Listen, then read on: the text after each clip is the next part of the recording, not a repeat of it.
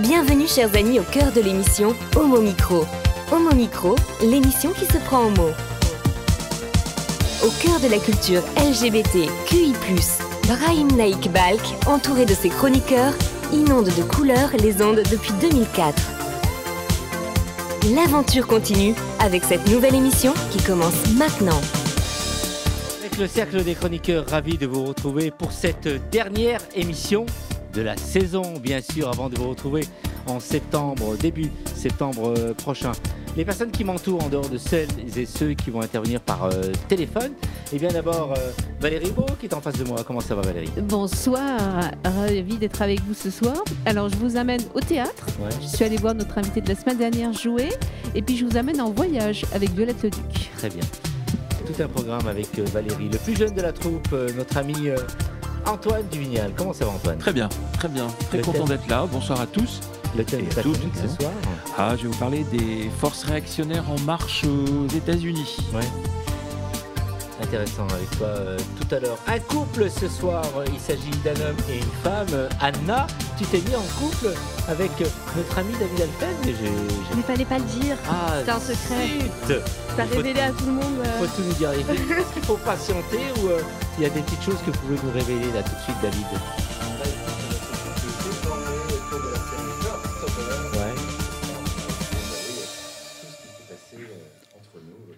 Ouais.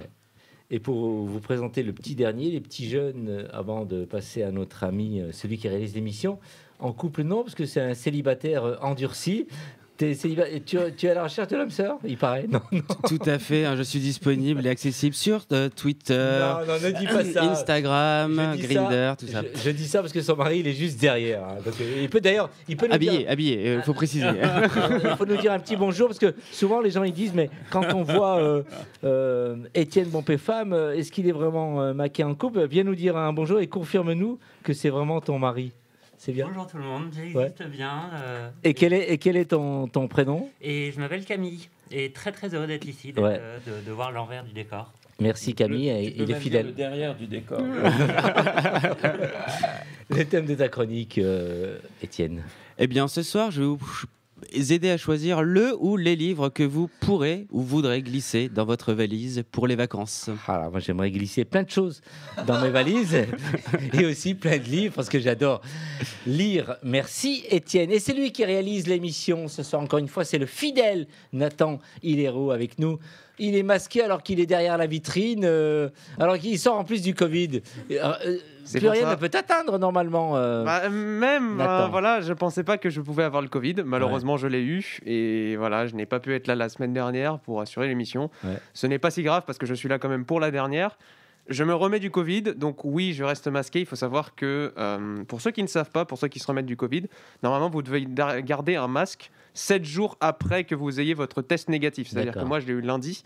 Donc du coup, je peux encore... Enfin, je l'ai eu lundi, non, je l'ai eu vendredi de la semaine dernière. Donc du coup, il faut que je le porte encore jusqu'à vendredi là. D'accord. Donc c'est pour ça que du coup, je reste masqué et je fais justement... Je prends aussi le soin de vous protéger, vous tous autour de cette table, même si je reste derrière. À un moment donné, tu as dit « je prends », je me suis dit « qu'est-ce qu'il va nous dire ?» Le soin de nous protéger. Exact. Merci d'être là, Nathan, et merci à tous les auditrices et auditeurs d'être à l'écoute. Homo Micro, le cercle des chroniqueurs. Et on démarre cette dernière émission de la saison avec notre ami et partenaire de comité de Christophe Martet. Bonsoir Christophe, comment ça va ? Bonsoir Brahim, bonsoir à toutes et toutes, ça va très bien, merci. Alors tu finis donc cette saison avec nous, dis-nous tout ce que tu as envie de nous dire et qu'est-ce que tu as envie ce soir de nous présenter ?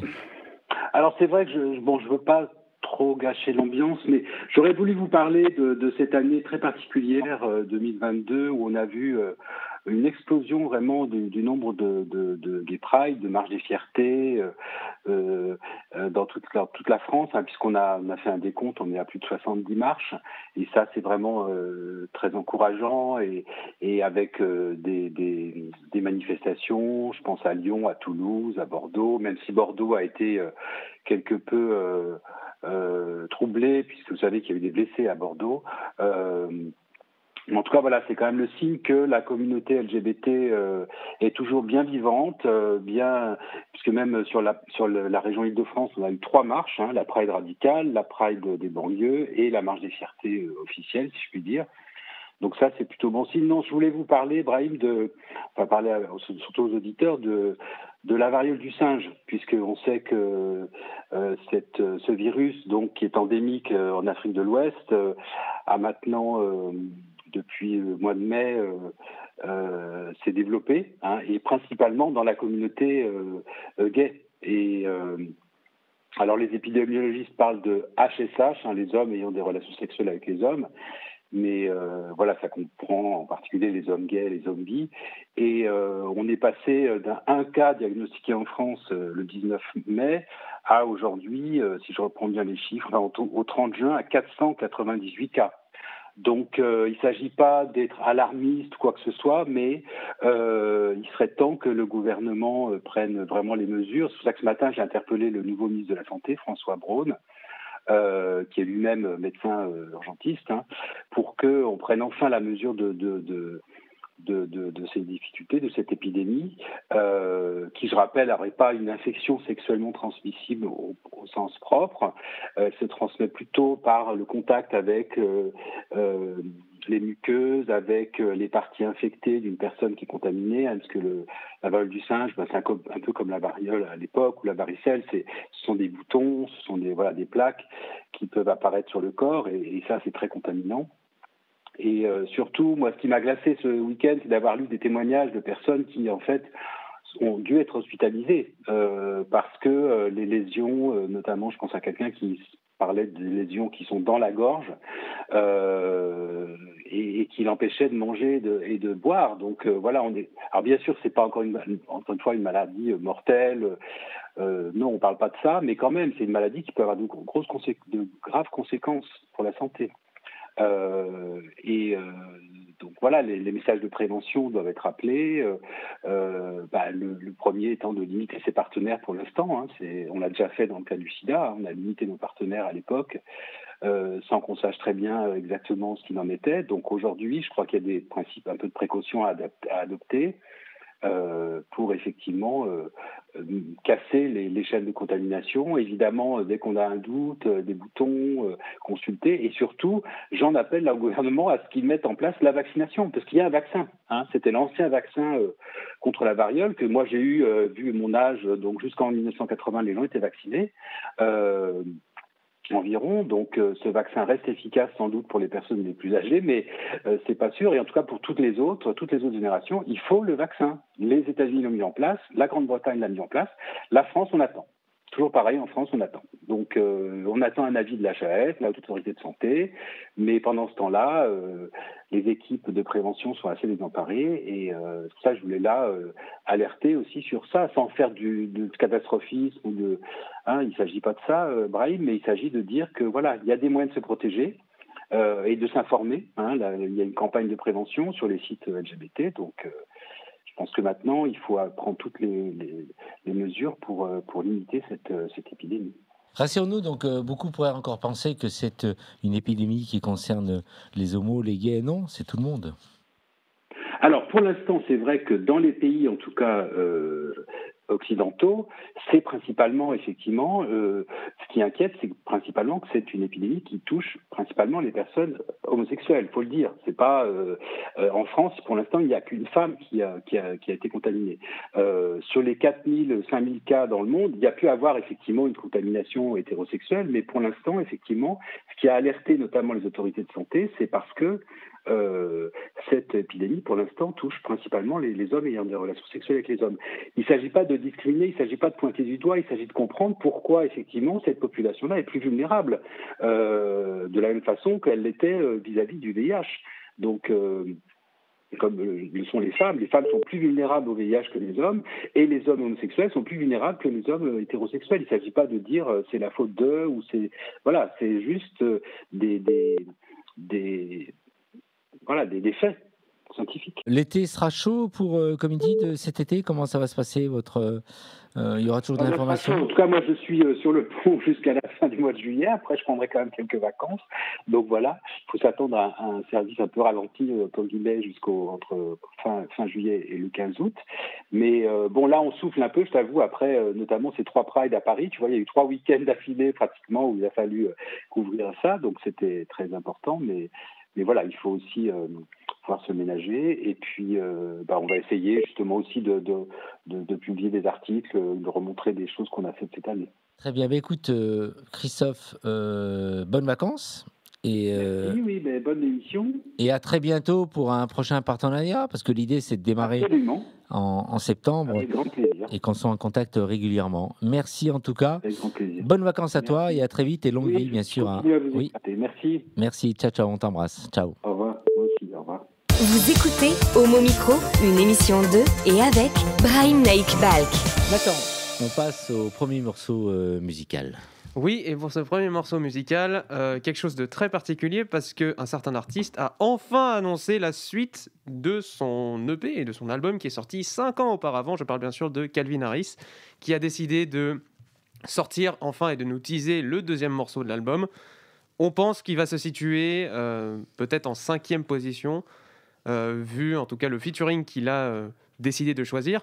C'est un choix artistique bien sûr, mais en tout cas il y a toujours ces bonnes vibes groovy et funky qu'on retrouve aussi sur le premier album, et du coup sur tous ces morceaux qui vont sortir sur le deuxième, qui sortira d'ailleurs le 5 août prochain. Et donc j'espère d'ailleurs que ce morceau va vous plaire énormément. Moi il me plaît déjà beaucoup.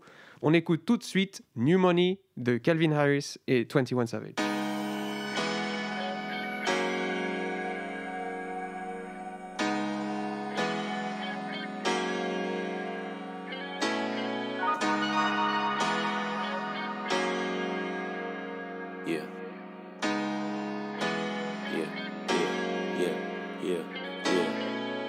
On me check, Hermes check, Louis V check, yeah, Fendi cause a check, yeah, diamonds on my neck, yeah, make your bitch wet, yeah, treat me like a king, yeah, no disrespect, show you how to bar, meet me at the mall, she say why you bar, bitch I'm a dog, went and bought a Rari, left the shit park, I ain't with the Twitter shit, I let it spark, Gucci garments could smell like armpits. You domestic, all I ride is foreign shit. Sippin' high tech, and I got a high tech. I got new money, it ain't even out yet. You went bought a plane ticket, but I chartered it. Tryna hit your main thing, let me borrow it. Sippin' high tech, and I got a high tech. I got new money, it ain't even out yet. Riding in the coupe, trying to find the roof, yeah. Drago in the seat, making chicken noodle soup, yeah. Jumped out the stoop, yeah. Never wore a suit, rap niggas come around, savage, get spooked. Fuck my best partner, make the bitch drop. Never sold drugs, nigga, I'm a robber. Yeah. Little bitch bother, hit dog holler. Hit my first lick, went and bought a money collar. Oh God. Gucci garments could smell like armpits. You domestic, all I ride is foreign shit. Sippin' high tech, and I got a high tech. I got new money, it ain't even out yet. You went bought a plane ticket, but I chartered it. Tryna hit your main thing, let me borrow it. Sippin' high tech, and I got a high tech. I got new money, it ain't even out yet.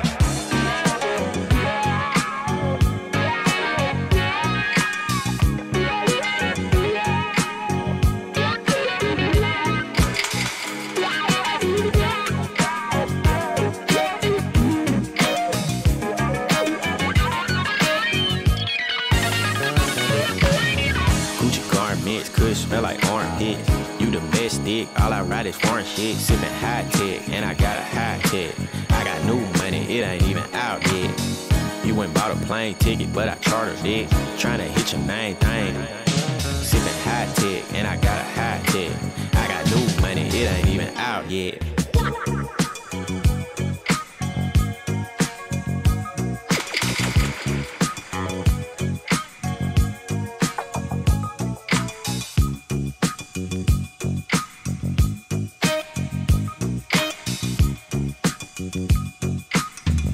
Homo Micro, l'invité du jour. Et on poursuit cette émission, la dernière de la saison, et on va faire intervenir une chroniqueuse, une nouvelle chroniqueuse qui fait la dernière et qui reprendra la saison avec nous dès le mois de septembre. Elle s'appelle Anne-Catherine Mesure. Elle est spécialiste des films à Toulouse puisqu'elle organise des festivals. Elle va nous en dire un peu plus.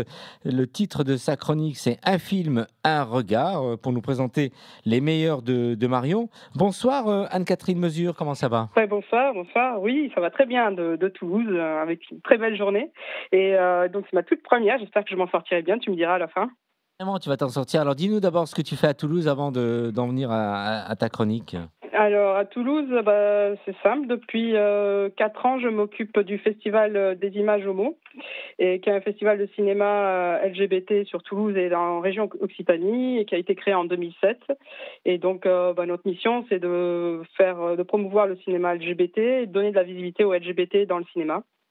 Donc voilà, donc on essaie de programmer des films, des documentaires et des courts-métrages de qualité et de les proposer au public toulousain et régional. Et après, ils peuvent les primer s'ils les ont trouvés bons. Alors, je t'ai demandé de rejoindre l'équipe. Comme tu es une spécialiste film, on en a toujours besoin. Une voix féminine, c'est aussi charmant et sympa que tu rejoignes un peu la grande famille de mon micro. Alors, le titre de ta chronique, comme je le disais au début, c'est Un film, un regard. Et ce soir, tu nous présentes Les meilleurs de Marion. C'est un choix de film que tu as envie de nous dire ce soir et de nous présenter. Alors, tu voulais du féminin, là, c'est carton plein. Hein. Donc, Les meilleurs, c'est de Marion Dessaigne-Ravel, une réalisatrice d'une trentaine d'années et c'est pour son premier long métrage. C'est un film qui est sorti au mois de mars de cette année et qui a tourné dans plusieurs festivals LGBT de France. Et encore en ce moment, on peut le voir, on l'a vu beaucoup en juin pour le mois des fiertés. Hein. Il a été reprogrammé à nouveau. Et à Toulouse, il y a eu le prix du public et le prix du jury. Donc, il a énormément plu. Et en gros, si on fait un résumé très court, c'est 2 jeunes femmes qui tombent amoureuses dans un quartier populaire de Paris, qui est la Goutte d'Or.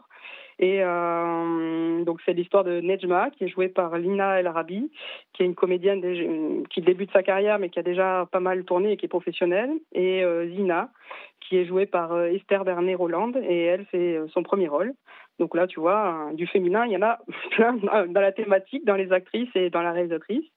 Et justement, ce qui nous plaît dans ce film, puisqu'on parle de regard, c'est de voir arriver une génération de réalisatrices qui renouvellent le cinéma par leur regard et qui touchent à des thématiques qui étaient plus féminines et qui n'étaient pas exploitées ou trop caricaturées quand c'était réalisé par des hommes.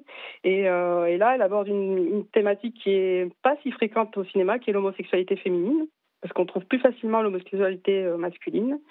Et après, ce qui nous plaît aussi dans son regard, c'est que c'est une réalisatrice qui a longtemps travaillé dans des actions sociales, justement dans les quartiers discriminés et populaires. Et donc, du coup, elle a un regard qui n'est pas dans le jugement et qui reprend de son expérience. Par exemple, dans ses dialogues, il y a des phrases qu'elle a réellement pu entendre dans les années qu'elle a passées dans ces quartiers-là. Et enfin, ce qu'on aime, c'est le fait que, justement, elle mette en avant ces quartiers. Et ça touche un petit peu à ce qui se fait en ce moment et qui est positif, qui est de parler d'intersectionnalité aussi et de montrer des personnages et des personnes LGBT différentes que ce qu'on a l'habitude de voir. Donc, en gros, même si j'aime pas trop le mot, des personnes racisées, donc de montrer d'autres histoires que celles qu'on a coutume. Et ça, c'est très fort et c'est très important. Et nous, on croit tellement dans ce film que je pense que l'an prochain, on voudrait le passer pour un public scolaire, parce que c'est un film qui peut toucher les lycéens et les lycéennes et aussi les collégiens, par son histoire, sa simplicité et en même temps sa sincérité. Voilà, je ne sais pas si je t'ai convaincu, tu me diras. Je vais faire un petit tour de table et parler aux spécialistes film. Tiens, David, est-ce que tu as des choses à dire par rapport à ce que tu viens d'entendre ? Tu as entendu parler d'ailleurs de ce court-métrage ? Long métrage. Long métrage, pardon.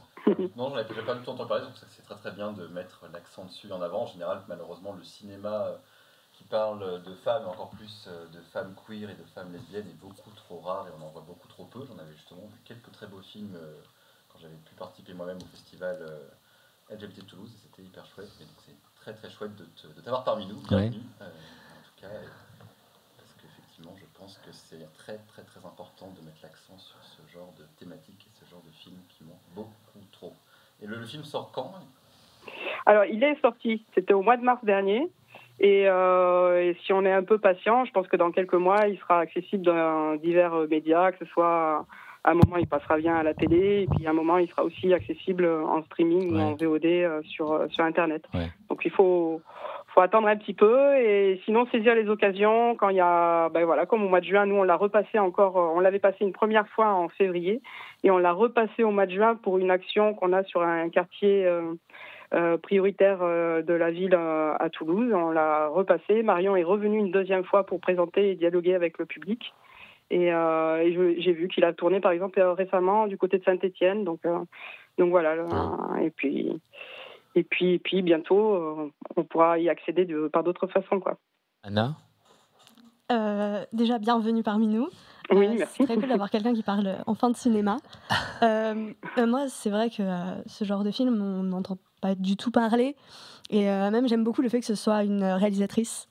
Ah, mais voilà, les réalisatrices... franchement, là, depuis, je vais dire, c'est vraiment assez récent, hein, cette arrivée de films faits par des réalisatrices.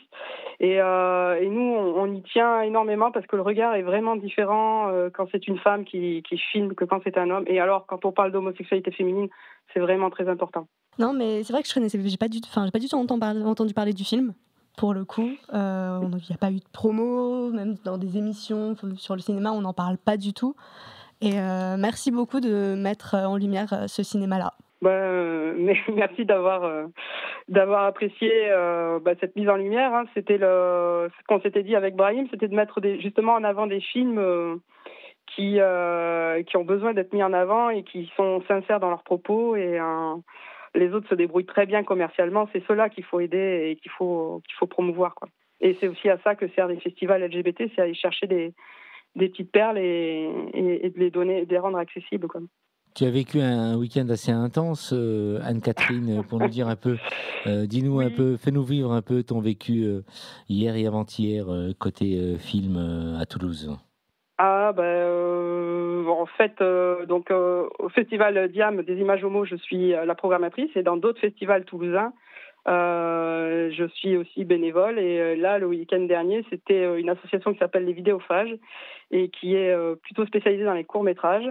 Et elle a tous les ans, début juillet, elle occupe un quartier de Toulouse, c'est jamais le même. Et là, elle se l'approprie en mettant des écrans, des concerts, des jeux de lumière partout. Et donc, c'était le week-end dernier. Et j'ai vécu un moment assez euphorique où j'ai été vraiment à l'intérieur d'un festival en tant que technicienne et poser la lumière, câbler, tout ça. Et c'était la première fois pour moi et j'ai adoré, quoi. Voilà. Et du coup, je me suis rendu compte aussi de la dureté de ce travail-là, des techniciens du spectacle, c'est qu'on travaille de nuit et quand on a démonté, en fait, ça a duré toute la nuit de 2h du matin jusqu'à 8h du matin. On a démonté tout ce qu'on avait installé pendant une semaine et en une nuit, on a tout démonté. C'était exceptionnel. Tu fais ça par passion parce qu'on peut dire aussi que tu es enseignante. Alors, dans la vraie vie, je suis enseignante, effectivement, en lycée professionnel. Et c'est pour ça que ce genre de film m'intéresse, parce qu'on ne parle pas assez des jeunes des quartiers discriminés, ou alors quand on en parle, c'est toujours avec un angle hyper négatif. Et c'est bien de montrer autre chose de ces quartiers-là. Et ça correspond à mes élèves qui sont souvent en lycée profo. Et après, quand je fais du bénévolat, c'est par amitié, pour la rencontre et pour faire plaisir aux gens. En fait, quand on fait de l'événementiel, ce qui est en tant que bénévole, ce qui paye, c'est de voir après que les gens sont heureux quand il y a l'événement, quoi. Bien, en tout cas, bienvenue, comme on te l'a dit, donc au micro. Rendez-vous dès septembre prochain. L'idée, c'est de t'entendre une fois par mois parmi nous et au micro, de façon à ce que tu me présentes à chaque fois ton film, ton coup de cœur, un film à un regard, Anne-Catherine. Ouais. C'est ça, un regard sur un film et en quoi ce film justement amène un regard nouveau aussi dans le cinéma. J'essaierai à chaque fois de vous intéresser à un film qui me tient à cœur et que j'aimerais partager au plus grand public possible. Est-ce que tu peux nous terminer avec ton accent toulousain ? Oh, tu sais, je sais pas, moi, je suis pas phonétiquement, je suis pas la plus toulousaine, c'est vrai. Il paraît qu'ils pointent un petit peu, mais pas autant que les Toulousains de bien installés, là. Moi, je sais pas, j'ai beaucoup déménagé dans ma vie et je me suis pas assez imprégnée, alors que j'y suis née dans cette ville-là, mais je me suis pas assez imprégnée de cet accent, quoi. C'est dommage. Antoine Duvinel qui intervient, tu voulais dire, Antoine ? Boudu. Bout du con, on dit bout du con. Boudu, c'est bon Dieu. Bout du con. Ouais. Anne-Catherine. Voilà, ou purée, il faut bien insister. Anne-Catherine, bel été à toi et rendez-vous à la rentrée. Eh bien, bel été à vous et merci pour cette proposition de partage qui me plaît beaucoup et j'espère que, voilà, à chaque fois, j'amènerai quelque chose qui vous intéresse aussi. Ravi. Passe un bel été et à la rentrée. Bonnes vacances à toi. Merci. On t'embrasse. Ciao, ciao. Merci, au revoir. Homo Micro, l'émission LGBTQI+, qui se prend au mot. Nathan, retour à la musique. Oui, pour ce petit retour à la musique, justement, il y a quelque chose de très intéressant parce qu'il y a un groupe que j'ai découvert très récemment et je ne m'attendais même pas d'ailleurs à connaître ce groupe parce que déjà, quand j'ai entendu la musique pour la première fois, déjà, je me suis dit, ça me dit quelque chose ce titre. Alors, je voulais retrouver le sample déjà par rapport à ce titre. Par rapport à ça, je vais vous le faire écouter tout de suite.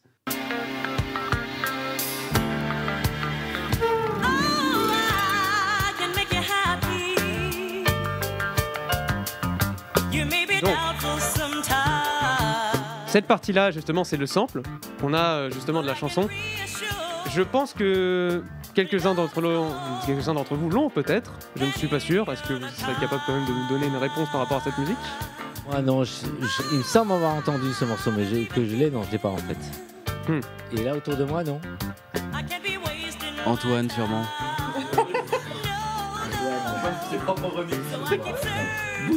Non, ça me parle pas du tout. Je serais très heureux d'écouter. Nathan. Alors du coup, ce sample, exactement, il s'appelle du coup I Can't Stop Turning On You de Silk, qui date des années du coup 70, fin des années 70, même 1979.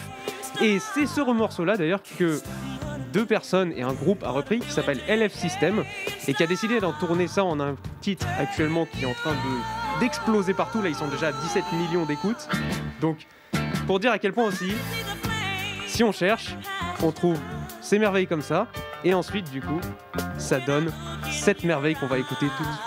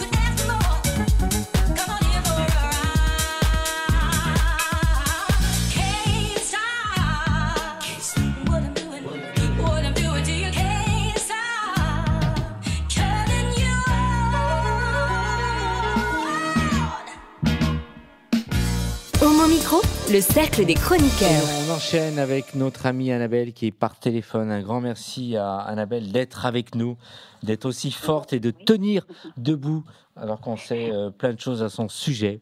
Un gros bisou de toute l'équipe dans mes micros, de toutes les auditrices et auditeurs qui nous écoutent. Tu as décidé d'assurer ta chronique comme d'habitude, comme la vie se passe comme ça. Merci Annabelle. Exactement, Brahim. Show must go on. Ouais. Alors... Pour cette dernière Homo Micro de la saison, c'est une chronique astro-pourrielle pour vos services, votre horoscope sérieusement décalé. Une chronique humoristique, pied de nez à la vie, à la mort, que je dédicace à mon papa, parti pour l'éternité, ce samedi 2 juillet. Sans transition, découvrons ensemble ce que vous réservent les astres pour le mois d'août 2022. Commençons par le signe du moment, le cancer. Les astres sont avec toi. Il ne manquerait plus que le mois d'août soit pourri. Alors, avec Mars, c'est de la dynamite en ce mois d'août. Tu vas péter le feu, tu vas rayonner, tu vas oser. Tu me fais penser à cette chanson de Lady Gaga, Born This Way, qui te donne la pêche pour la journée. Tu as Mercure pour t'aider à faire le bon choix et Vénus pour réussir en amour. Célibataire, irrésistible tu seras. Rencontre sérieuse, tu feras. En couple, c'est le moment de passer la 4e dans vos projets. Lion, jusqu'au 10 août, tu es un peu englué, l'impression que rien n'avance à cause de Saturne. Mais après ce petit passage à vide, l'été va remousser pour toi.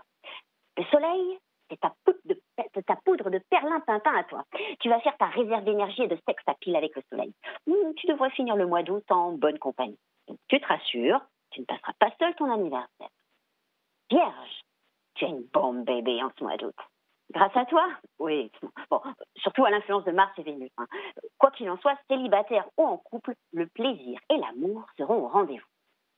En tout cas, tu auras un sacré aura qui te mènera à faire des projets, t'imposer et convaincre. Balance, tu vas te poser beaucoup de questions au début du mois d'août. Dans la réflexion plutôt que l'action. Ça va te permettre de ranger ton petit bazar intérieur. Bon, ok, ça peut te paraître un peu chiant, mais ça permet d'y voir plus clair et d'ouvrir ton petit cœur. Au programme, des papillons dans le ventre.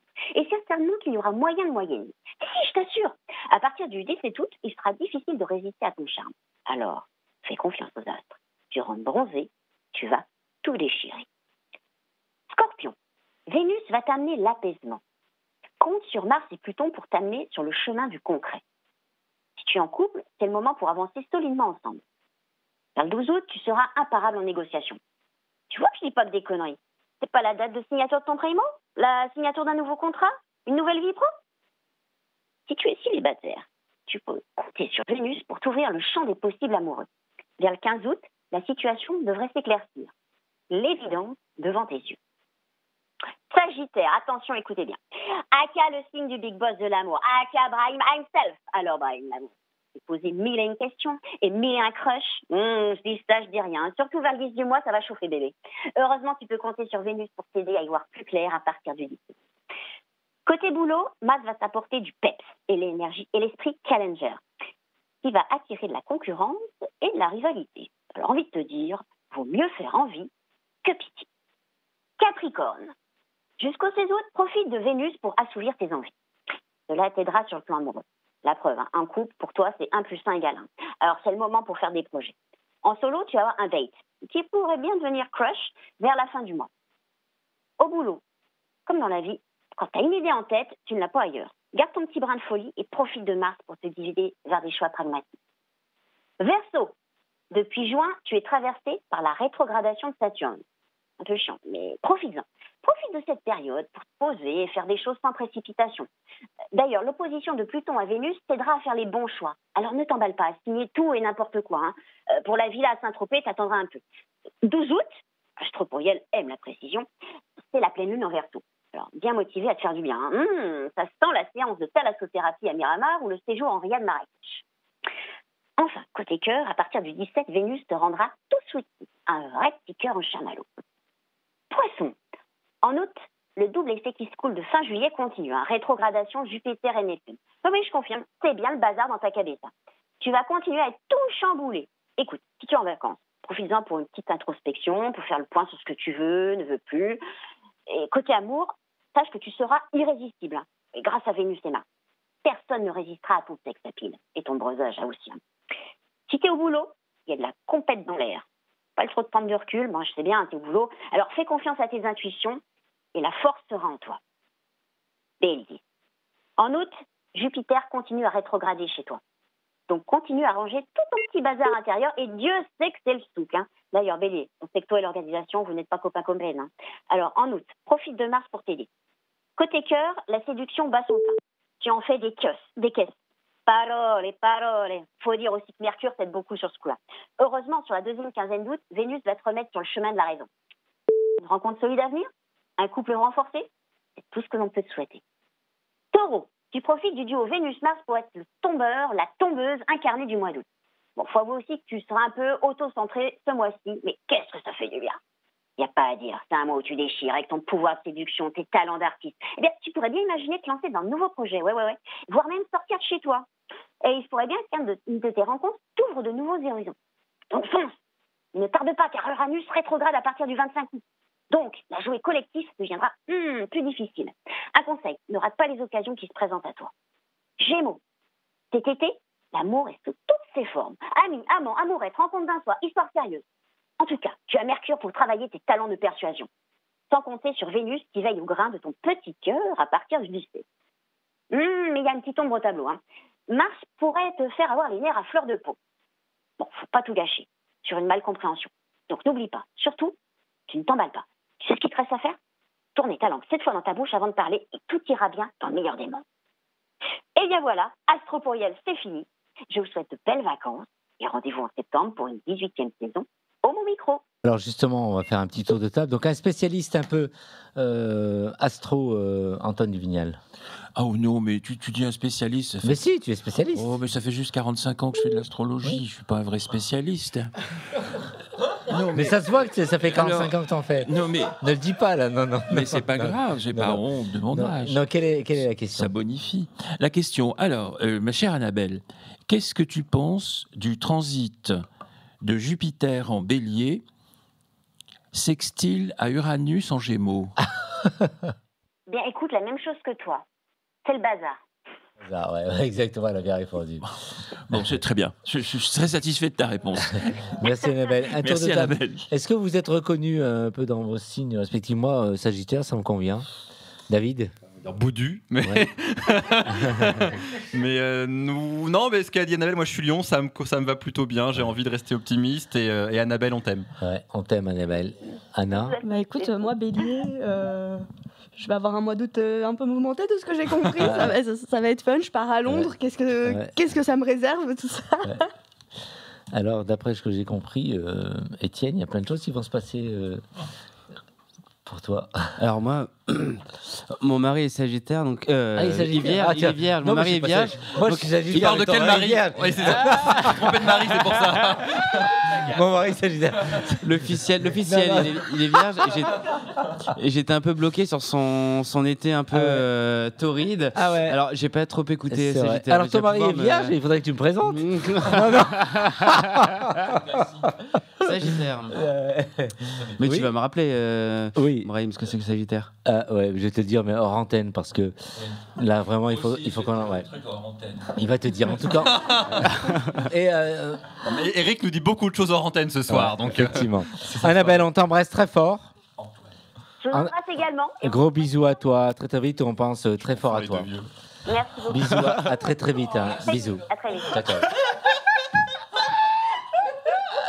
Heureusement, tout est enregistré. Au Mon Micro, le cercle des chroniqueurs. Et là, nous attendons l'appel de notre ami Eric Garnier, qui ne devrait pas tarder. Il va appeler dans quelques secondes. Et en attendant son appel, on pourrait dresser le portrait d'Eric. Qu'est-ce que tu penses d'Eric, Valérie? Tu peux tout dire. Hein. Les mauvais côtés d'Eric, d'ailleurs, dis-nous. Non, mais on regrette qu'il ne soit pas là, présent avec nous. Mais il intervient par téléphone. Mais je vous laisse parler d'Eric toujours. Hein. Oui, bah moi je confonds tous les vieux de l'émission ce soir. Donc Eric, Antoine, je sais plus qui est qui. Donc, Eric, Antoine, attention, il existe. Il existe en plus. Bah, voilà, magie. Non, heureusement que c'est la dernière de l'année parce que là on part dans tous les sens. Non, il est temps qu'on prenne des vacances. Boudu. C'est bien de partir. Regardez-le, Antoine, il en peut plus ce soir. Qu'est-ce que vous lui avez donné à manger, Brahim? Qu'est-ce que tu lui as fait à la Gay Pride? Si tu savais. Du Boudu. Si tu savais, tu connais depuis peu Eric, Anna. Eric, non, ça fait. Non, Anna, tu connais Eric depuis peu, Anna. Lui, c'est Antoine. Je sais plus de qui on parle. Je suis perdue, faut le savoir. Eric Garnier qui va. Les auditeurs, ils comprennent plus. Qu'est-ce qui se passe? Il y a des gens là. Allô? On comble. Alors, Eric au téléphone. Bah, Eric est au téléphone. Eric Garnier, bonsoir. Bonsoir. Bon, oui, désolé de ne pas être avec vous, mais par contre, je viens au pot que tu vas organiser chez toi. Hein, Brahim, t'oublies pas. Tout à fait. Donc, c'est organisé par le couple Étienne Bompé-Femme.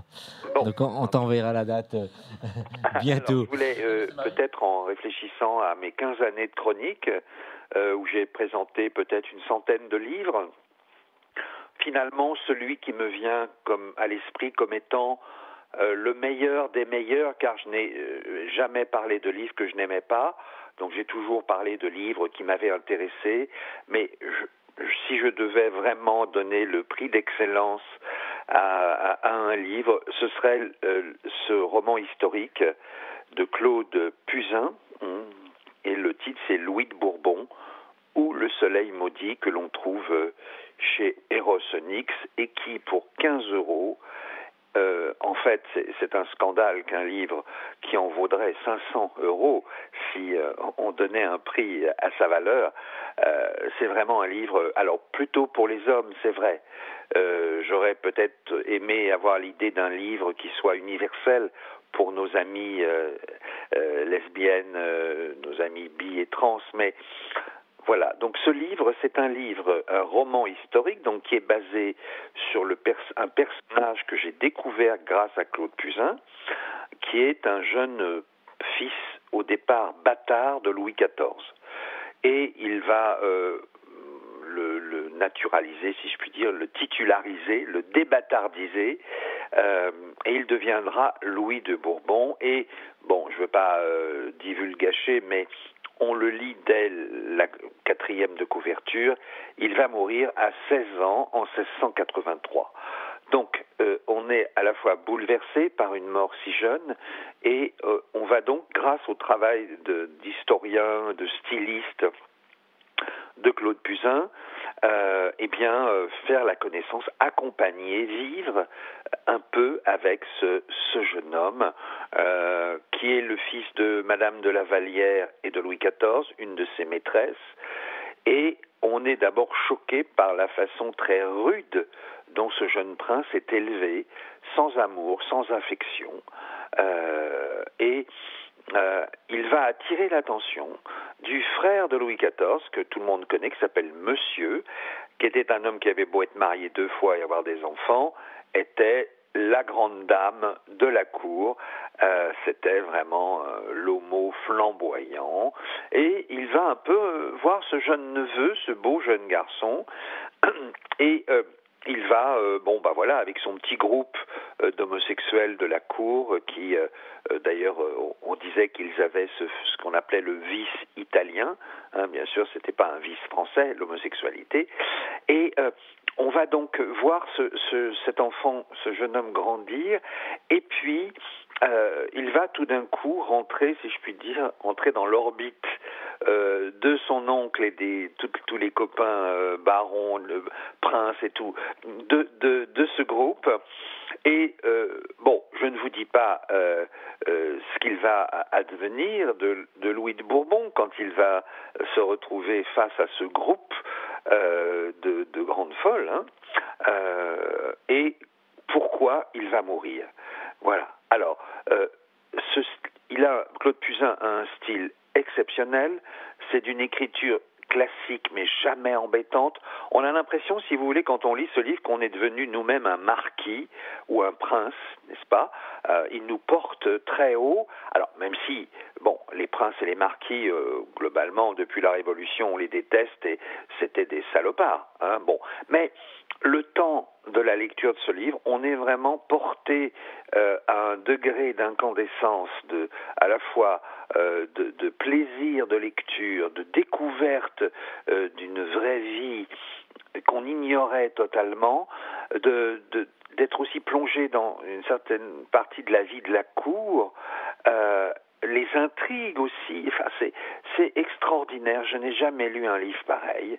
Et j'aimerais que tout auditeur qui se dit LGBT, QI+, voilà, je le répète, hélas, plutôt les hommes, eh bien, tout le monde devrait lire ce livre qui vous anoblit, à la fois par le contenu, le style, et qui nous bouleverse, car ce personnage de Louis de Bourbon, qui a vraiment existé, et dont un portrait, un tableau illustre la magnifique couverture, eh bien... voilà, c'est le must absolu.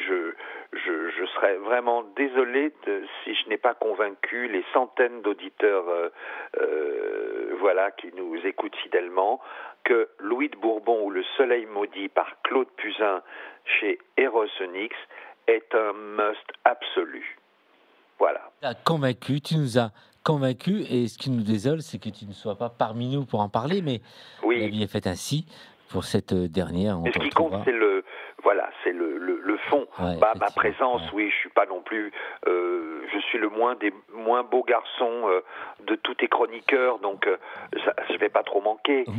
Autour de toi, toute une série de beaux jeunes hommes. Voilà. Donc voilà, moi je voulais juste intervenir, non pas sur ma beauté, n'est-ce pas, mais plutôt sur l'extraordinaire beauté de ce livre. Valérie ? Eh ben, ça donne vraiment envie de le lire et de voyager dans le temps aussi. C'est ça qui est intéressant. Voilà. Merci Eric, bel été, et on te retrouve en chair et en os à la rentrée. De fin d'émission. Ouais. Merci, à très vite, on t'embrasse et passe un bel été. À très vite. Ciao, ciao. Homo Micro, le cercle des chroniqueurs. Tu nous entends, Nico ? Ben oui, je vous entends. Est-ce que vous m'entendez bien ? Ouais, alors tu appelles et forcément c'est priorité à toi. Nathan était à 2 doigts de présenter un morceau musical, mais on s'est dit, le vieux de la vieille de Homo Micro, on peut pas le zapper. Ça, juste derrière Eric Garnier quand même. Juste derrière Eric Garnier en plus de ça. Alors ma première question d'ouverture, Nicolas, si tu nous faisais un peu un bilan du mois des fiertés, dis-nous tout. Eh ben oui, écoute, nous sommes début juillet, donc le mois des fiertés vient de s'achever. Il a commencé le 1er juin. Alors pour un petit rappel historique, le mois des fiertés, ça s'appuie sur les événements de Stonewall, donc c'est ce bar situé à New York qui a servi de berceau aux premières rébellions en faveur LGBT et qui a inspiré beaucoup de mouvements similaires dans le reste du monde. Donc ces événements étaient arrivés le 28 juin 1968 et donc on a coutume de considérer que le mois de juin est le mois emblématique de nos luttes et donc il y a eu à ce titre beaucoup d'événements et un mois très enthousiasmant puisqu'il y a eu beaucoup de marches. Il va encore y en avoir puisqu'il y avait encore la semaine dernière le week-end dernier la marche de Toulouse et puis il va y avoir d'autres marches en France et en Europe dans le mois de juillet qui arrive, mais en tout cas voilà, on va dire que le mois de juin c'est vraiment le fer de lance, c'est le mois emblématique de nos luttes. Alors, il y a eu évidemment des moments de réjouissance, avec de très belles marches, y compris à Paris, où on a eu 3 marches cette année, qui sont venues chacune apporter leur message, grossir les rangs de notre militantisme, diversifier nos revendications. C'est par exemple ce qui s'est passé à Oslo, avec l'attaque la veille de la Pride de Paris d'un bar gay avec une arme automatique. Et puis, il y a eu aussi des échauffourées à Bordeaux, par exemple, où la fin de cortège de la marche a été attaquée. Et puis, évidemment, ce qui risque de faire l'actualité, alors qui n'est pas vraiment lié au mois des fiertés, mais qui risque de faire l'actualité par concomitance, c'est aussi la question du monkeypox, puisque l'épidémie gagne du terrain et qu'elle a l'air d'être surreprésentée chez les HSH, donc rappelons c'est les hommes ayant des relations sexuelles avec les hommes. Tu voulais aussi parler un peu du pinkwashing, non ? Oui, parce qu'en fait, ce mois des fiertés, il est l'occasion d'une démonstration extérieure, de puissance militante, d'empowerment, avec des dizaines de milliers de personnes dans la rue, si on cumule l'ensemble de ces événements, avec énormément de revendications qui ont pu être mises en avant, mais ce qu'il faut voir aussi, c'est qu'il y a un intérêt commercial derrière ça. Il y a beaucoup de marques qui ont bien senti que ça pouvait être très utile pour elles de surfer sur cette vague-là. Et donc, en parallèle du mois des fiertés, on a vu fleurir sur Twitter, par exemple, les logos de grandes marques qui se sont affichés aux couleurs de l'arc-en-ciel, les vitrines de boutiques qui se sont parées des mêmes couleurs. Et donc, alors, d'un point de vue strictement affichage, c'est très bien d'une certaine manière parce que ça popularise le message, mais en même temps, est-ce que ça le galvaude pas un peu dans la mesure où, du coup, ça en devient un événement très commercial et qui n'est pas forcément en phase avec, d'une part, l'histoire du mouvement et en plus de ça, le désir grandissant de la génération militante de se réapproprier ces événements à des fins beaucoup plus politiques. Tu étais dans le TGV, on t'a entendu, on t'a reçu pratiquement 4 sur 5. Parfois, tu disparaissais et tu revenais. C'est normal parce que pour tout dire, tu es dans les toilettes du TGV. Et non. Seul. Comment ? Seul, évidemment. Seul, évidemment. Et là, tu te diriges vers où ?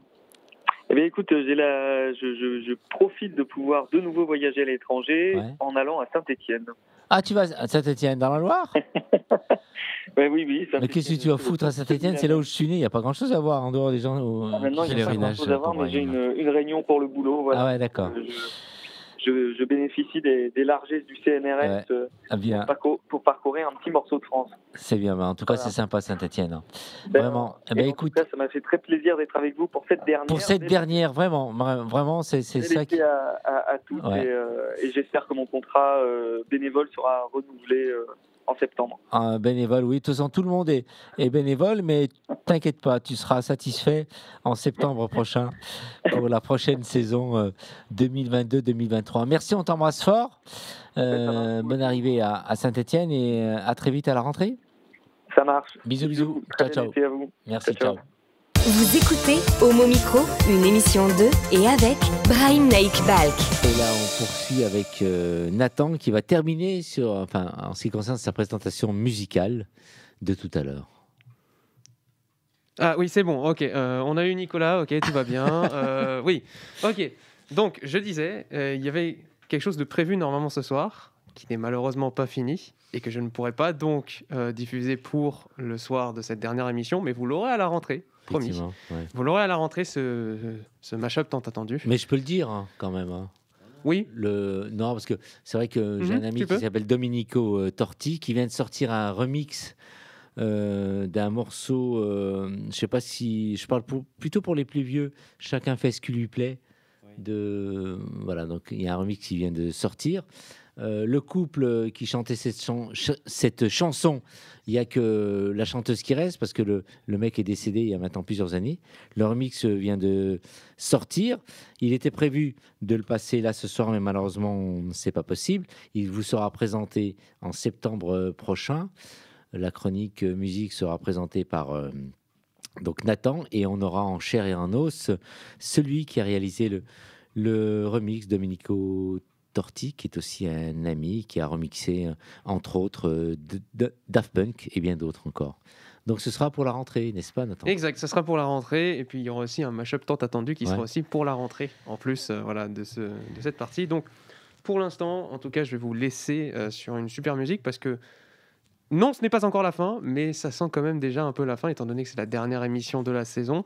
Et pour cela, je me suis dit, on va quand même un peu se détendre avant de passer peut-être aux choses sérieuses, qui sait. Donc du coup, on va passer ce magnifique morceau de Passenger 10 qui s'appelle Serving the World. On écoute tout de suite.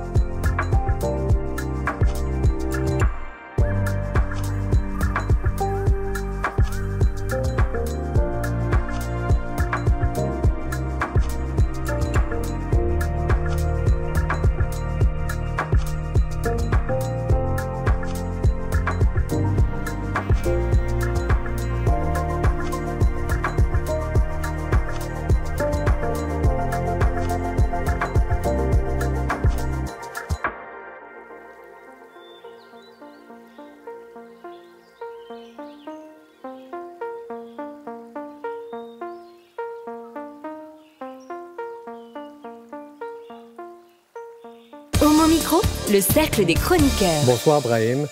Le mois des fiertés dans le monde, c'est le mois de juin. Le point culminant étant autour du 28 juin pour coïncider avec l'anniversaire des émeutes de Stonewall, un moment important dans notre histoire collective.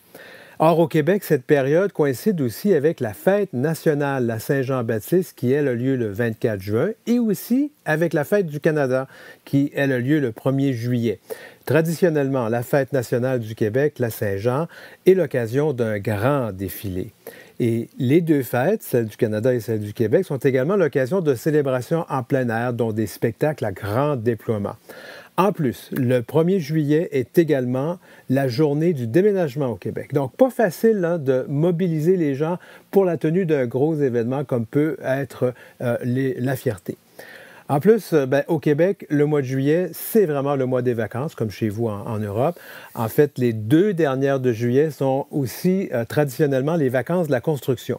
Ces vacances ont été imposées par la loi ici pour assurer que les travailleurs et travailleuses du secteur de la construction aient au moins 2 semaines de repos pendant l'été. Vous comprenez tout le monde qu'au Québec, il n'y a pas 4, mais il y a 2 saisons. L'hiver et la construction. Fait que lorsqu'il fait beau, on veut construire. Blague à part, donc, le mouvement des fiertés a choisi le mois d'août pour célébrer. Donc, le bal commence au Québec par la plus grande fierté francophone du monde. Je le dis parce qu'il y a quand même des chiffres à l'appui, celle de Montréal, qui attire entre 5 millions et 6 millions de visiteurs annuellement. Après 2 années, donc en format réduit, surtout en virtuel, Fierté Montréal propose à compter du 1er août et jusqu'au 7 août, le jour du défilé, donc des activités qui auront lieu sur l'esplanade du Stade olympique de Montréal. Et c'est là qu'on va tenir des spectacles à grand déploiement. Des grands artistes d'ici ou d'ailleurs, des drag queens, des danseurs, de tout. Tout ça gratuitement. Avec ces grands événements, on compte environ 400 activités pendant les 7 jours de festivités, que ce soit des grandes activités ou des plus modestes, tant pour les enfants que pour les adultes consentants et tout ce qu'on peut retrouver entre les deux. Cette année, le Festival de Fierté Montréal sera précédé par la conférence SIDA 2022. Donc, on attend beaucoup de monde à Montréal cet été pour ces 2 événements. On espère juste que nos services d'immigration et nos aéroports débordés et en pénurie de main-d'œuvre ne vont pas gâcher le plaisir de tout le monde. Après Montréal, les fiertés, ça se déplace à Sherbrooke, où on a le festival Fier la Fête, et puis à Québec pour sa fête arc-en-ciel. Dans ces 2 villes, évidemment, les fiertés n'ont pas la même envergure, mais c'est le même enthousiasme. Alors, il y a quand même des exceptions à la tenue des fiertés au mois d'août. La région d'Abitibi, elle, a décidé qu'elle devançait tout le monde et faisait sa fierté au début du mois de juin. Un événement qui est très, très populaire en passant, mais je dois vous le dire qu'à ce temps-là de l'année, ça prend une petite laine.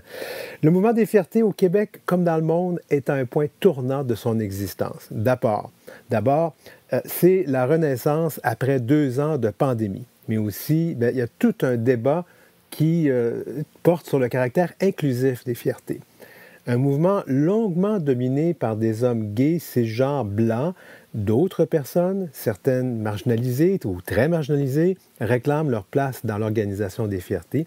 Et ça crée des conflits, je dois vous le dire. Je peux vous citer le conflit de la fierté d'Edmonton, au Canada, en Alberta.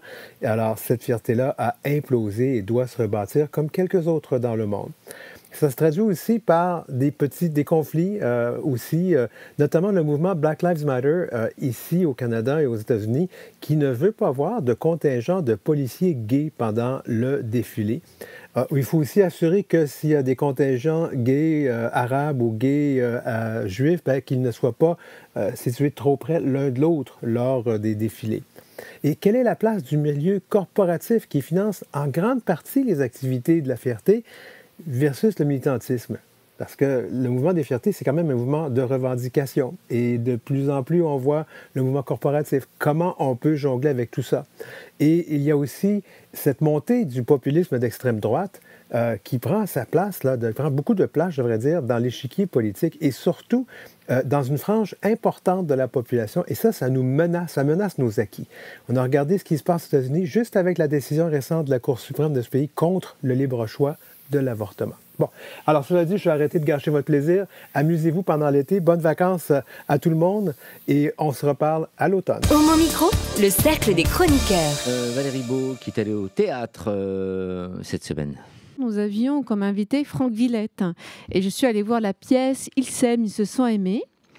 Donc, c'est au théâtre Vers les Étoiles, 17 Cité Jolie, déjà, c'est prometteur. La pièce s'ouvre sur la fameuse scène du mariage. Philippe dit oui, mais Nicolas... Nous sommes embarqués en cascade. Depuis 25 ans, le texte tient d'aplomb. Il est renouvelé par la présence des deux comédiens. La pièce est resserrée à l'essentiel. C'est compliqué l'amour, le mariage, le quotidien, et oui. Mais tu ne m'écoutes pas quand je te parle. Et ça marche du tonnerre. Ils sont drôles, très drôles et attachants. Ils s'aiment en colère, ils s'embrouillent, s'en veulent, ils sont dépassés par leur propre cataclysme. Jusqu'où iront-ils? Des certitudes aux incertitudes. Les comédiens sont formidables. Leur dynamisme nous enthousiasme. Qui ne se reconnaîtra pas dans une scène? C'est hilarant de vérité. Le public est hétéroclite et ça fait plaisir. On s'amuse. Ici, mon chéri répond à mon chéri. Cela pourrait être deux femmes. Et cela a été monté en 2017. Elles s'aiment avec Muriel Robin et Michel Larocque. La pièce est alors libérée des stéréotypes de genre, du couple hétéro. Le texte prend plus de force. L'amour est questionné dans les recoins et avec humour dans une mise en scène épurée et dynamique. Bravo à Grégory Jupin et ça marche. Courez, passez une excellente soirée du jeudi au samedi à 21h30 au Passage Vers les Étoiles jusqu'au 27 août. À voir, vous l'aurez compris. Merci Valérie. Et là, on enchaîne tout de suite avec ta chronique J'écris ton nom, Violette Leduc, invitation au voyage. Voilà, c'est les vacances, je vous invite au voyage. Nous avons invité Ristel Bonis pour nous parler du livre Aimer, c'est écrire et vice-versa. Je vous parle encore de la plume de Violette Leduc. C'est d'une extrême lucidité et d'une poésie délicate et incisive. Été 1951, la première partie de Ravage est terminée. Simone de Beauvoir part jusqu'en novembre. Elle reviendra donc en novembre. Violette Leduc l'attendra en mouvement. C'est une procession de mots dédiée à Simone de Beauvoir. Trésor à prendre est un récit de voyage tendre et solitaire d'une femme amoureuse d'une femme et qui part seule, accompagnée de l'absente. Simone de Beauvoir. Ce texte a été écrit il y a 71 ans et voici des passages. Je suis une campeuse, amatrice, exigeante. Je peux déballer mes nourritures, les disposer sur un pré, sur de l'herbe nette, ratissée, égalisée par la langue du bœuf. J'ai l'illusion que quelqu'un dans la nature a mis de l'ordre avant mon arrivée. Je fuis le voisinage, les fouillis de Rance, et pendant que je mâche la sardine ou le carré de chocolat, je veux voir des maisons que la pente du toit. Il m'arrive de marcher, mon coin, au milieu des prés pendant 3 kilomètres. Je déballe, je sale, j'ouvre mon bec, je le referme sans proie, je remballe. Je m'en vais plus loin parce que j'ai repéré du gazon plus vert, plus lisse dans les arbres plus silencieux. De prairie en prairie, ce reflet de bonheur que je poursuis ne se montre pas. Chaos rocheux, de Montpellier le Vieux. Je cite mon guide diamant. Pourquoi suis-je venue ici ? Je suis venue ici parce qu'elle me l'a conseillé, parce que je crois en elle, en ce qu'elle me conseille. Je m'attache à ce plateau couvert d'herbes grisonnantes, à ces verdures devenues paille avec l'âge. Je m'attache à cet entracte de plaine, à ce quartier de plaine entre monts. Je ramasse une boulette de terre, je me souviens. J'ai patienté dans ma nuit jusqu'à vous oublier, jusqu'à m'oublier. J'ai patienté dans mon ample capuchon de nuit. J'ai su que j'avais du retard sur le miracle que j'avais souhaité. Quand j'ai ouvert les yeux, quand mon vêtement de l'attente a été fondu, vous êtes venu. Vous m'apaisez dans vos habitudes. Je vous revois sur le plateau de Montpellier-le-Vieux, comme je vous reverrai à Paris. Vous réapparaîtrez porteuse des siècles de réalité dont je vous ai chargée. Je voyage. Je suis un glacier qui se déplace. Marcher, parler dans cette chambre, je revivrai. Je plongerai dans le temps de demain. C'est fini. Ce n'était pas la présence d'une fresque fanée, votre apparition. J'espérais un sacrement. J'espérais que vous déposeriez une couronne de carton sur ma tête, d'une absente. J'espérais une récompense, une couronne, un dorlotement. Je me coucherai, et comme dans tous les soirs, je me ferai gisant entre des draps. Et comme tous les soirs, mon cœur, madame, sera votre fournisseur. J'ai eu le pressentiment de la grandeur d'un désert, le pressentiment de l'effroi. Se perdre, c'est espérer avec férocité. Se perdre, c'est tomber dans le carnage du souhait. Je me perdais, et je voulais me perdre dans les mauvais sentiers qui n'aboutissaient nulle part, sinon sur mon plateau. Je voyais loin, mais je ne voyais rien, sur la redoute au rebut, à ma droite, sur la route où j'ai déposé la lumière soulevée par les chars mérovingiens, mes cris planaient. Il faut que je sois de plus en plus seule. C'est donc un devoir. J'ai pleuré parce que les chemins se détournaient, me faussaient compagnie. Je repeuplais ce que je pouvais avec la fumée de mes cigarettes. La fente d'amour dans la chair de la reine Claude, le fruit blessé de tendresse qui se fait une bouche d'englouti, c'est moi désirant me perdre en vous aujourd'hui. Je vous aime et je me donne pour rien comme je devrais vous aimer et me donner tous les jours. C'est la lettre que je vous écris ici et que vous ne lirez pas avant plusieurs mois. Je donne pour rien et il n'y a qu'un amour, c'est celui-là. Merci Valérie Beau pour cette chronique. Oui. Livre donc publié chez Imaginaire Gallimard à 11,50 € et c'est un bonheur de voyage. Merci Valérie. Au mon micro, le cercle des chroniqueurs.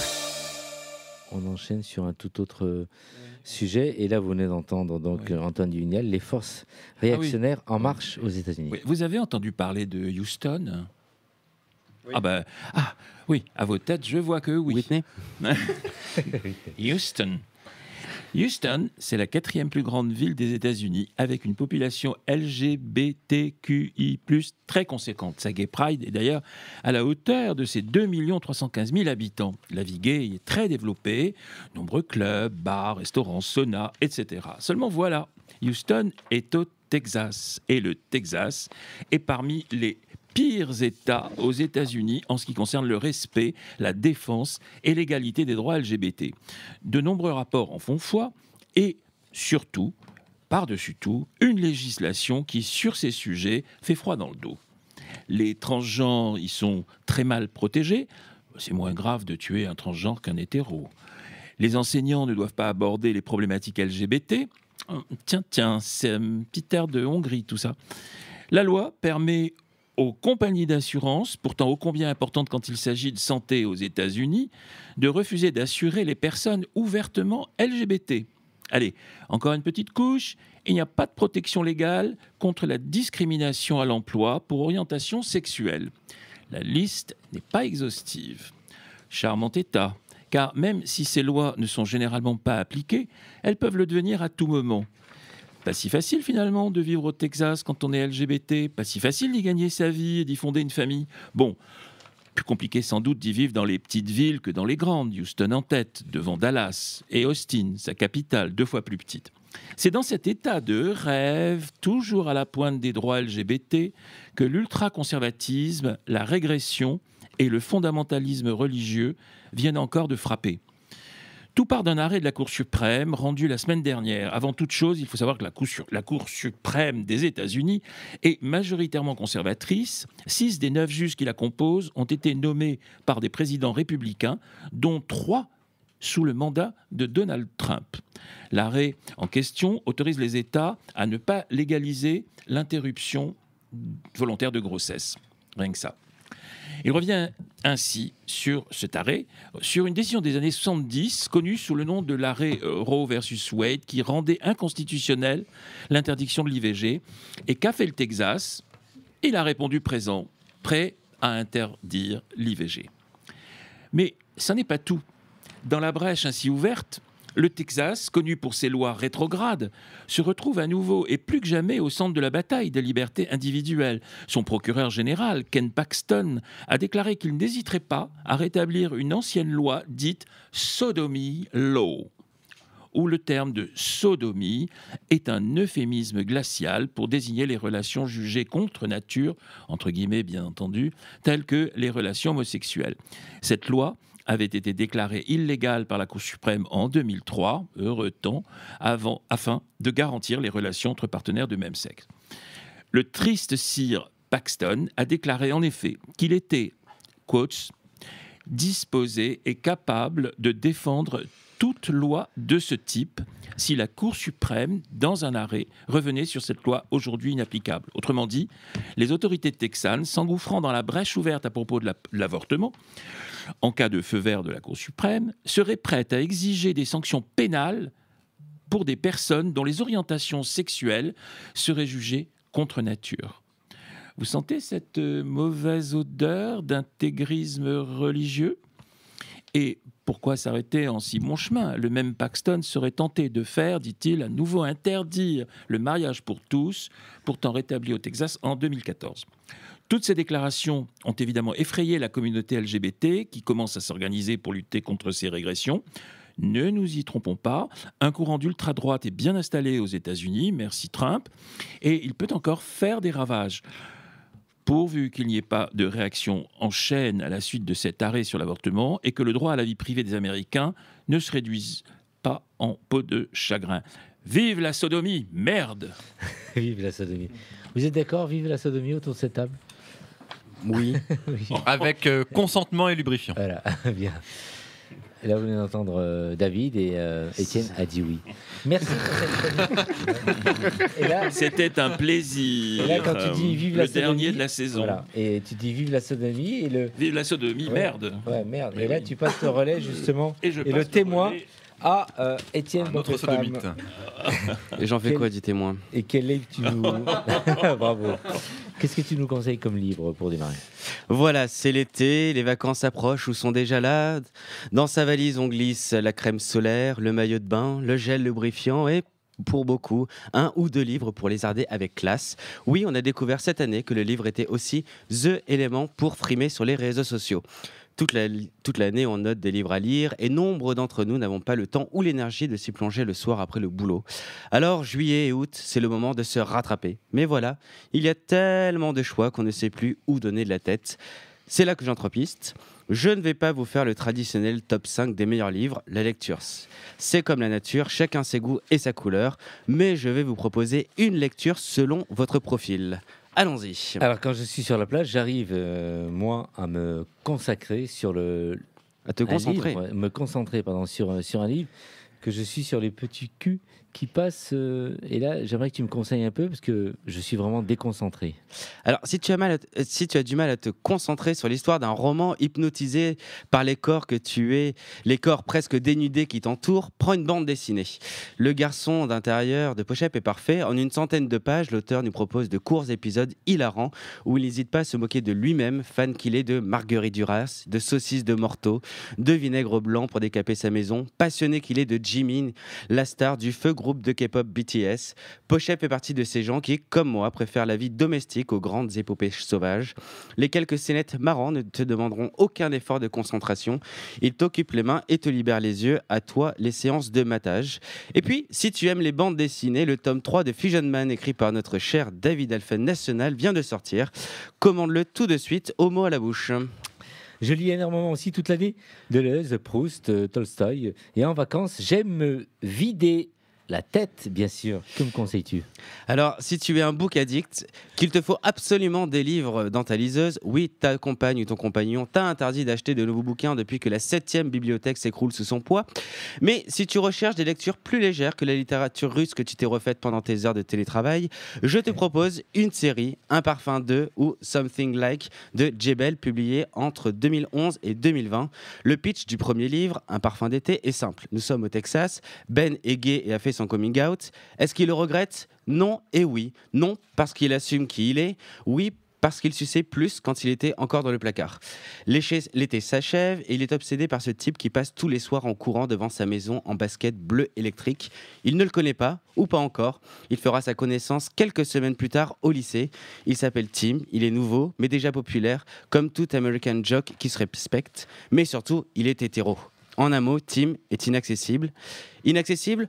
Pas vraiment. Quand Ben lui rentre dedans un jour en patin à roulettes et qu'il lui brise la cheville, Ben trouve une opportunité, jouer les infirmières pendant 2 semaines auprès de ce garçon qui l'obsède. C'est le début d'une histoire de mensonges et d'amour. Chaque livre de la série raconte la même histoire, ou presque, mais du point de vue d'un autre personnage. C'est brillant, drôle, extrêmement moderne. Sous une fausse légèreté, voire frivolité de l'histoire, l'auteur aborde de réelles questions, dépression, suicide, ambition, tout en nous faisant oublier l'exercice de style brillant qu'il nous propose. C'est donc Jebel, Un parfum d'été et compagnie, paru chez MIX Bookmark. Alors, si vous le saviez, je déteste lire, mais je me fais chier au bord de la piscine. Il me fait donc quelque chose de léger. Qu'est-ce que tu me conseilles?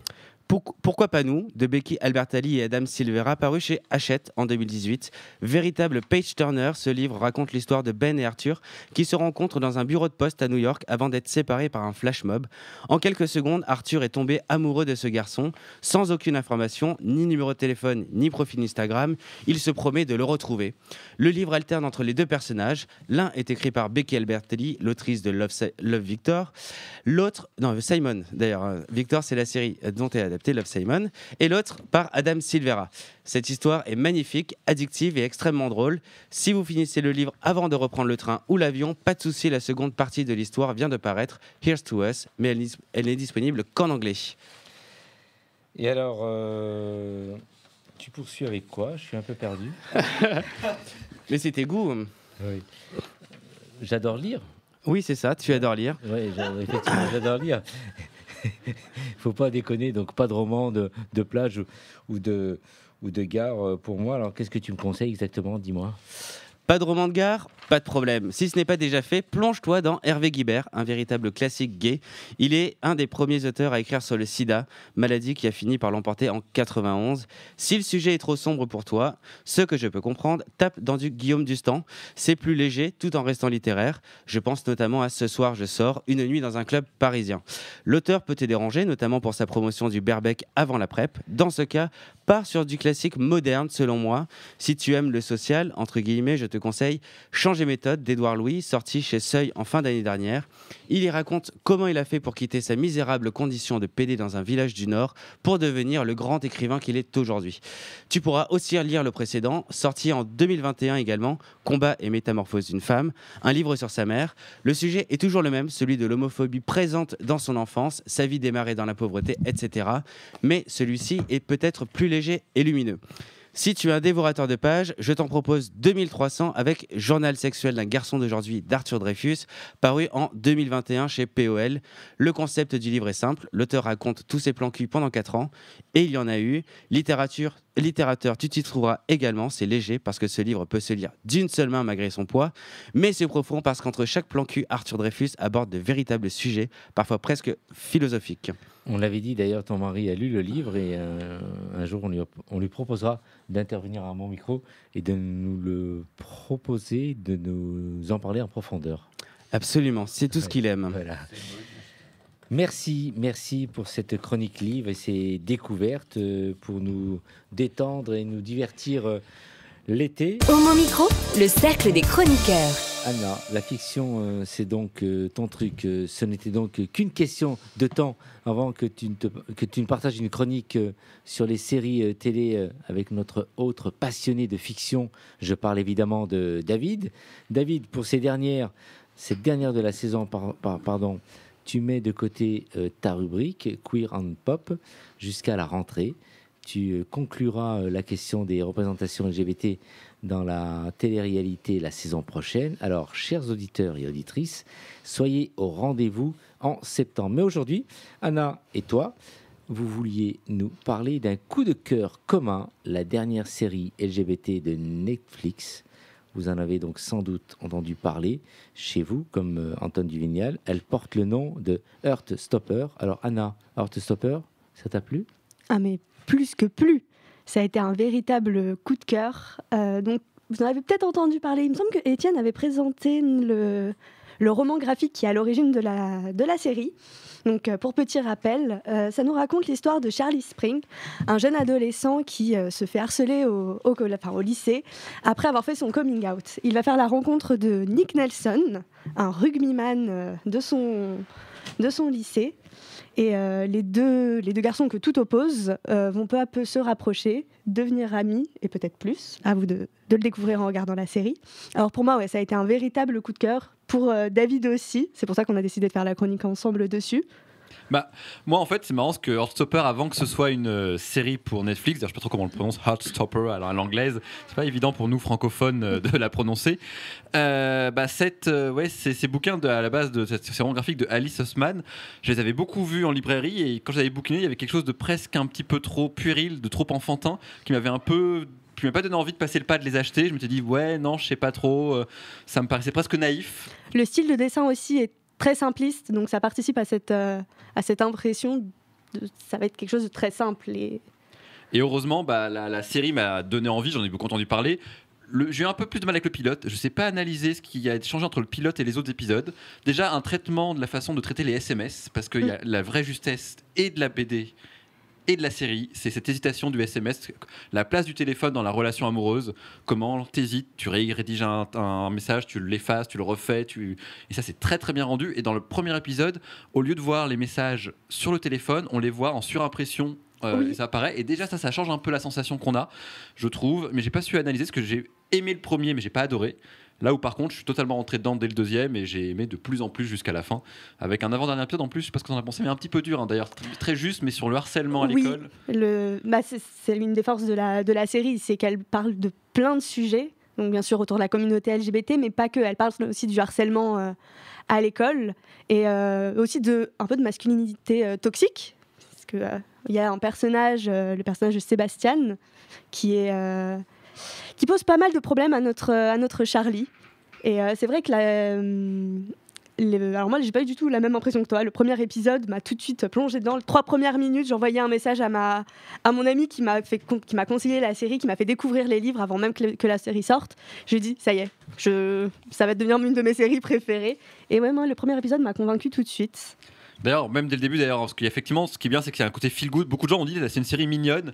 Et moi, effectivement, c'est très mignon, mais je trouve le mot mignon un peu réducteur. Parce que pour moi, mignon, c'est ne pas assumer à quel point c'est une série importante. On avait déjà parlé de ça pour Love Victor, c'est-à-dire des séries pour ados qui visent un public d'ados, mais qui peuvent être vues par des adultes et qui parlent de vrais sujets. Avec là, pour moi, l'intérêt, ce qui m'a touché, c'est que oui, on parle de questions LGBT, mais déjà, dès le premier épisode, le héros, même s'il est dans le placard en partie, est en couple, il y a un bisou homosexuel dès le début, on assume, il y a des gestes d'affection entre jeunes garçons homosexuels, ce qui est très rare, très rapidement, parce qu'il est en couple avec un garçon avec qui ça se passe pas très bien, mais effectivement dès le début ils échangent un baiser, plus d'ailleurs un baiser qu'a forcé plus tard, ce qui est intéressant pareil sur la question de consentement, et ça m'a beaucoup plu, mais ce qui est bien c'est qu'ils ne sont pas que homosexuels. Les enjeux homos sont vraiment là, on parle de coming out, on parle de tout ce qui va, l'identité, etc., mais ils sont aussi très sportifs, les deux.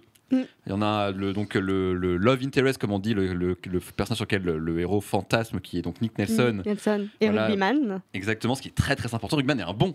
Et un très bon rugbyman, le meilleur de son équipe.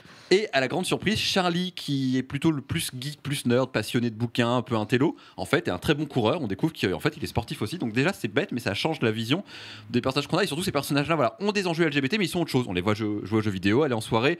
Ils ont une vie en dehors de leur homosexualité. Et ça, c'est assez inédit, je trouve. C'est ça qui est intéressant sur Heartstopper, c'est qu'à la différence de toutes ces teen séries comme Riverdale ou Euphoria ou on pourrait en citer même Gossip Girl pour remonter un petit peu plus loin, c'est que c'est vraiment une série qui se veut dans le réel. On suit la vie d'adolescents dans un lycée, on découvre les premiers amours, les problèmes dans un groupe d'amis, les questions de l'identité, de qui on est, comment à cet âge-là on apprend à à se défendre aussi, à prendre confiance en soi. Et c'est pour ça que cette série est très intéressante, parce que la question LGBT est très très importante, mais en fait il y a tout ce qu'il y a à côté, et même si on ne fait pas partie de la communauté LGBT, on se reconnaît dans tous les personnages en fait. Et tous les problèmes dont on parle, c'est pas comme d'habitude en fait, c'est pas du drama. Nos personnages ils vivent pas pour les problèmes d'homophobie ou ce genre de choses, ça ne va pas définir tout leur destin dans la série. C'est peut-être une des rares séries LGBT. Alors, il y a plein de séries où il y a des personnages LGBT, comme Elite, par exemple, sur Netflix, où c'est Coral, où il y a des personnages hétéros, des personnages. Enfin, c'est la grande diversité, mais pour une série qui est quand même avec des héros LGBT, là on pense vraiment les deux personnages principaux sont LGBT+, faut pas l'oublier, un personnage transgenre très important. Tous les personnages qui évoluent Exactement, autour. beaucoup plus en retrait d'ailleurs dans les livres, dans les BD, mais qui sont là mis avec beaucoup d'importance. Et en plus, il y a un personnage transgenre joué par une actrice elle-même transgenre, Yasmine Finney, je sais pas comment on prononce son nom.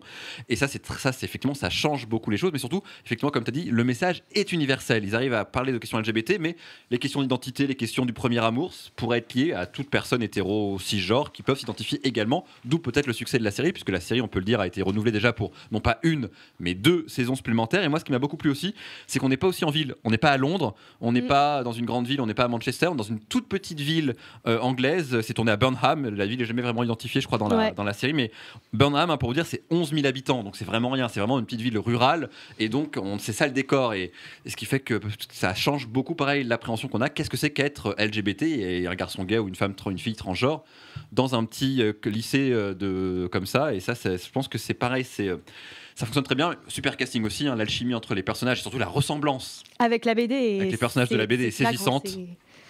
Moi, ce que j'aime beaucoup, c'est que les personnages s'interrogent beaucoup. En fait, la série interroge beaucoup sur plein de thèmes, et moi, il y a quelque chose qui m'a beaucoup marqué, c'est le questionnement de Nick et la présence de la question sur la bisexualité. C'est quelque chose qu'on ne voit pas du tout, alors quand on le voit dans les séries, c'est très mal utilisé. Et là, c'est vraiment intéressant de voir ce questionnement sur la bisexualité. Qu'est-ce que c'est de se rendre compte que on peut aimer les deux. Enfin, c'est quelque chose qu'on a du mal à entrevoir aujourd'hui. Et moi, j'ai beaucoup aimé ce côté-là de recherche, de questionnement, parce qu'en fait, les personnages apprennent, mais le public apprend aussi, en fait. Et ça m'a beaucoup marqué. Et que la bisexualité, en plus, n'est pas un chemin vers l'homosexualité, que la bisexualité est une sexualité qui existe, qu'on peut assumer. Et qui c'est ça, on la reconnaît, en fait, réellement. Donc voilà, regardez Heartstopper sur Netflix, il y a déjà 8 épisodes de 30 minutes. Voilà, il faut 4 heures pour la regarder, c'est quelque chose qui se regarde très simplement, et une fois qu'on commence, moi j'ai tout regardé d'un coup, je vous le dis, ça a été... deux saisons qui arrivent, et puis pour conclure également, profitez de l'été pour regarder, parce que c'est un événement sur France Télévisions, Drag Race France, déjà 2 épisodes de diffusés, c'est génial, ils ont réussi à adapter le concept de façon magnifique, donc vraiment regardez, vous allez passer un très bon moment, ça passe après Fort Boyard, donc c'est top, la ménagère peut avoir des drag queens dans son salon, on adore. Merci Anna, merci David. Homo Micro, l'invité du jour. Nous terminons cette émission avec Johan Caviro. Bonsoir Johan, vous êtes le président de l'association Flag. Et tout de suite pour nous présenter un peu votre association, quelle est l'origine de cette création Johan? Merci d'avoir répondu à l'invitation téléphonique. De rien, avec grand plaisir. Bonsoir à toutes et à tous. Donc, en quelques mots, Flag est l'association LGBT+, du ministère de l'Intérieur et de la Justice. Donc, tout ce qui est policiers, gendarmes, pompiers, magistrats, administration pénitentiaire et police municipale. Et donc, l'association a vraiment été créée en 2001, donc il y a un peu plus de 20 ans, pour lutter contre les LGBT-phobies au sein du ministère et obtenir les mêmes droits pour les personnes pacsées que les couples mariés, puisqu'on était à l'époque 2 ans après la vote sur le Pacs en 99, et donc c'était pour obtenir l'égalité des droits finalement entre les personnes aussi pacsées et les personnes mariées.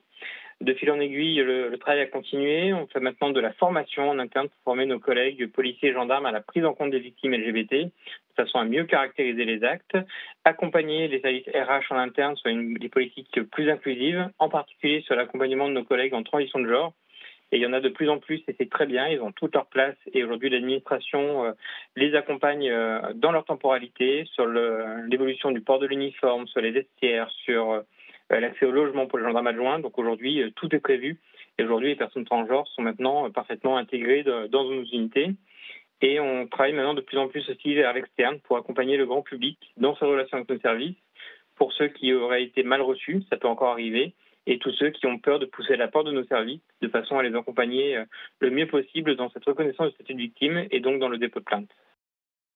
L'application Flag qu'on a sortie il y a 2 ans, qui a pour but vraiment de libérer la parole, donc que l'on soit sur Android, iPhone ou même depuis le site internet de Flag, de pouvoir signaler tout acte LGBT-phobe dans la vie du quotidien, que ce soit à l'école, au sport, dans la rue, lors d'un dépôt de plainte éventuellement, chez le médecin, vraiment au travail, tout le quotidien.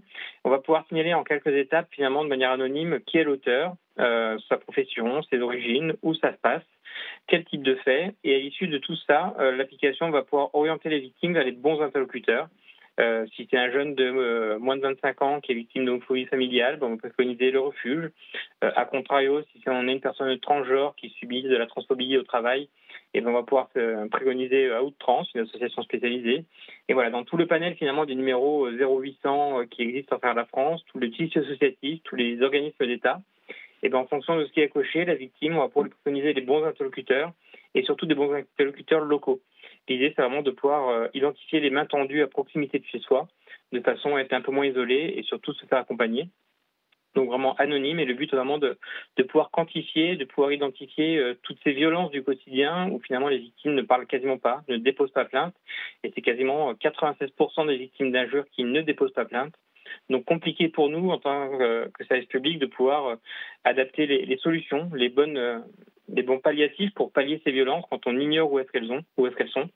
Et donc vraiment cette application permet de témoigner sans trop s'engager, et en tout cas nous permet d'identifier où sont les violences pour mieux les combattre. Joanne Caviro, merci d'avoir vraiment terminé la saison avec nous. On aura l'occasion de vous recevoir et vous inviter en direct avec nous pour nous parler de tous les autres projets que vous développez, comme par exemple l'homophobie en milieu pénitentiaire. Dieu sait qu'il y a pas mal de choses dont il faut parler. On vous souhaite un bel été, longue vie à votre travail, et rendez-vous à la rentrée avec nous, Joanne. Avec grand plaisir. Merci d'être intervenu pour cette dernière avec nous. Bel été à vous, bel été à toutes et à tous. C'est fini pour ce soir. Merci David, merci Anna, merci Étienne, merci Valérie, merci Éric Garnier qui est intervenu par téléphone, mais aussi notre ami qui est à mes côtés, Monsieur Duvenial, Antoine, et sans oublier tous les autres chroniqueurs qui m'ont accompagné toute la saison. Merci à la réalisation, Nathan Hilero et tous les autres réalisateurs qui étaient là aussi en début de saison avec nous. Merci aussi à ton mari qui était juste derrière toi en train de t'observer, Étienne. C'est fini pour ce soir, pour la saison. Rendez-vous le 5 septembre pour une nouvelle saison 2022-2023. Passez un bel été, on vous embrasse. Hey! Oh non! Cette émission est maintenant terminée. Mais un conseil, retrouvez l'ensemble des podcasts d'Homo Micro, l'émission qui se prend au mot, sur toutes les bonnes plateformes de streaming.